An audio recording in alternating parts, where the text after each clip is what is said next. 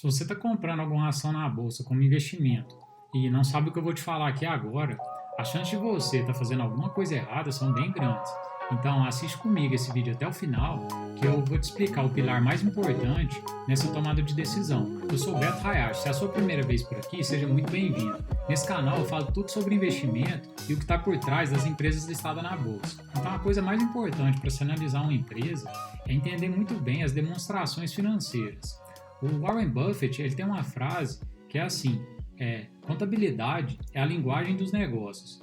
Então, qualquer que seja o ativo, saber ler essas demonstrações é fundamental para você entender o que a empresa está te dizendo. Quando a gente escolhe uma estratégia de investimento em ações no longo prazo, ou seja, aquela que a gente quer se tornar sócio da empresa, eu acho fundamental a gente ter um conhecimento, no mínimo intermediário, de contabilidade. É como se ele te desse um superpoder, uma visão infravermelha. Com ele você vai conseguir analisar ações e até fundos imobiliários. Tá, e onde eu encontro essas informações? Você vai encontrar essas informações no site Relacionamento com o Investidor. Lá você vai encontrar praticamente tudo que você precisa para entender a empresa. A cada trimestre a empresa divulga o informe trimestral de resultados. E no final do ano vem as demonstrações financeiras consolidadas. Existe também o release de resultados, que ele é uma forma mais simples e mais amigável de você entender tudo aquilo que está nos documentos oficiais. Mas ela não é padronizada, cada empresa ela faz da sua forma. Ela também tem menos detalhes do que as demonstrações financeiras. Ela é boa para você dar uma primeira lida e muitas vezes ela é suficiente para você entender alguma empresa que você já está familiarizado.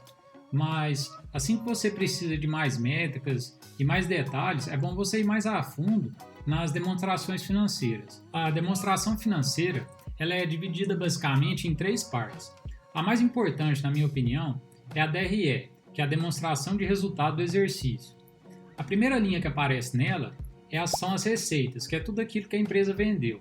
Algumas empresas já aparece a receita líquida, que é o que a empresa vendeu, menos os impostos sobre a receita e menos as devoluções. Aí da receita você subtrai o custo dos produtos vendidos, que são aqueles custos de produção, aquele que você consegue individualizar por produto vendido. Aí você chega na conta do lucro bruto, só que aí a empresa precisa exercer um monte de atividade para conseguir vender tudo aquilo que ela produziu. E tudo que ela gasta com isso aparece na linha de despesas com vendas, gerais e administrativas. São despesas geralmente com marketing, pessoal da administração ou site, por exemplo. Aí se você pega o lucro bruto, reduz essas despesas, você chega no EBIT, que é o Earnings Before Interest and Taxes. É geralmente conhecido também como resultado operacional. A empresa também ela tem que pagar alguns juros sobre as dívidas que ela tem. Ela recebe também juros dos rendimentos das aplicações financeiras. O saldo dessa conta a gente chama de resultado financeiro. E depois disso, a empresa também ela precisa pagar alguns impostos sobre esse resultado. E finalmente a gente chega no lucro líquido, que para mim é o mais importante para o investidor, porque é ele que remunera o acionista, seja na distribuição de dividendo ou na retenção desse lucro para investimento, para crescimento da empresa. Se você reparar lá na DRE, a gente não consegue enxergar onde que a empresa está empregando seu dinheiro, seja comprando algum imóvel ou algum maquinário, por exemplo. Talvez a empresa ela receita muito, mas foi devido a um alto investimento que ela fez também. Então, esses números, a gente consegue ver eles na demonstração de fluxo de caixa. A demonstração de fluxo de caixa é para a gente entender como que o caixa da empresa se alterou de uma data inicial até uma data final. E ele é dividido em três partes. A primeira delas é o fluxo de caixa operacional. Aqui se diz respeito a tudo que entrou e saiu do caixa relativo às suas operações, como pagamento de fornecedor, pagamento de funcionários, custo de matéria-prima, por exemplo. E a segunda parte é o fluxo de caixa de investimento.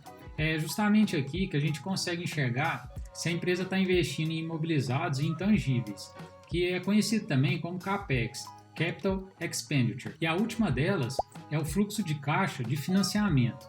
Aqui a gente consegue ver se a empresa está tomando ou se ela está pagando a dívida dela. Aqui também aparece o pagamento que ela faz de dividendos para os acionistas. Um bom indicador que a gente extrai da demonstração de fluxo de caixa é o CAPEX dividido pela depreciação e amortização. É nele que a gente consegue ver se a empresa está investindo para crescimento ou se ela está apenas repondo a sua depreciação. Aí, finalmente, a gente chega no balanço patrimonial, que são todos os ativos, os passivos e o patrimônio líquido, que é os ativos menos os passivos. Os ativos são, por exemplo, prédios, estoques, os direitos que a empresa tem, valores a receber, e geralmente eles são divididos em circulantes e não circulantes. Os circulantes são aqueles que a empresa consegue liquidar em menos de 12 meses, e os não circulantes, aqueles que a empresa liquida em mais de 12 meses. E os passivos são todas as obrigações e deveres da empresa, valores a pagar ou empréstimo, por exemplo.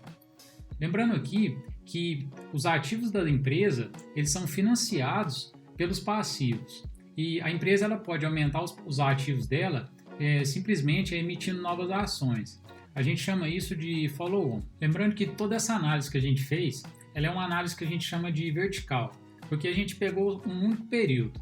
Uma boa análise que a gente pode fazer é a chamada análise horizontal, que a gente pega vários períodos e acompanha qual que é a evolução desses indicadores durante todo o tempo que a gente quer analisar. Uma coisa que eu quero destacar aqui também é que análise de empresa para investimento de longo prazo não é somente olhar para esses números. Essa é somente uma primeira parte. A gente precisa analisar também e conhecer quais são as vantagens competitivas que aquela empresa tem perante seus concorrentes. A gente precisa analisar suas forças, suas fraquezas, oportunidades e ameaças. Então esse assunto talvez seja um pouco chato para você, mas você entendendo bem ele, você não vai precisar da opinião de outras pessoas, como analistas ou casa de research.